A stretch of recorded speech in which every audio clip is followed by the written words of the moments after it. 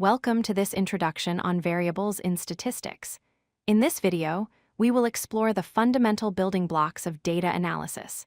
Understanding variables is crucial because they determine which statistical tests we can use later on. Let's begin by defining what exactly a variable is. A variable is simply any characteristic, number, or quantity that can be measured or counted. It's called a variable because the value can vary.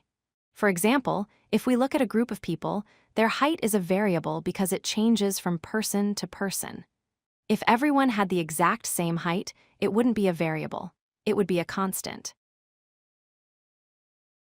We can split variables into two major categories, qualitative and quantitative.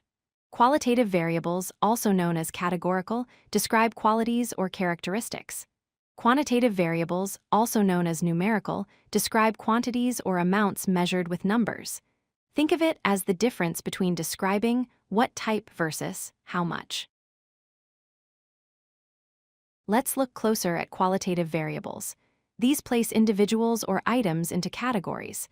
Mathematical operations like finding the average don't make sense here. For example, you can't calculate the average eye color of a group. Other examples include car brands or answers to yes or no questions. Within qualitative data, we have two subtypes, nominal and ordinal. Nominal variables are just names or labels with no logical order, like gender or blood type. Ordinal variables, however, have a clear order or rank, like shirt sizes small, medium, and large, or a satisfaction rating from bad to good. Now let's switch to quantitative variables. These are measured using numbers, and arithmetic operations make perfect sense here.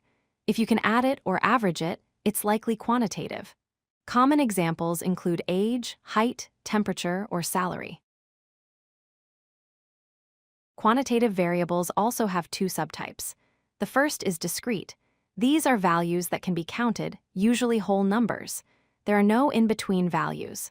For instance, you can have 2 children or 3 children, but you cannot have 2.5 children. It's like walking upstairs, you're either on step 1 or step 2. The second subtype is continuous. These values are measured and can take any value within a range. Because our measurement tools can be very precise, decimals matter here. Height, weight, and time are classic examples. You can weigh 70 kilograms, or 70.5, or 70.55, depending on how precise your scale is.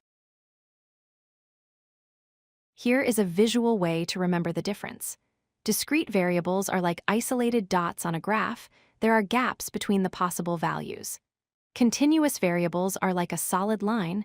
There are no gaps, and you can pick any point along the line.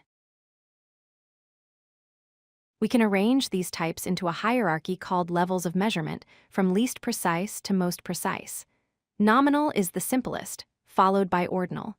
Then comes interval and ratio, which are quantitative. Knowing where your data falls on this staircase tells you how precise your analysis can be. To wrap up, remember the main split.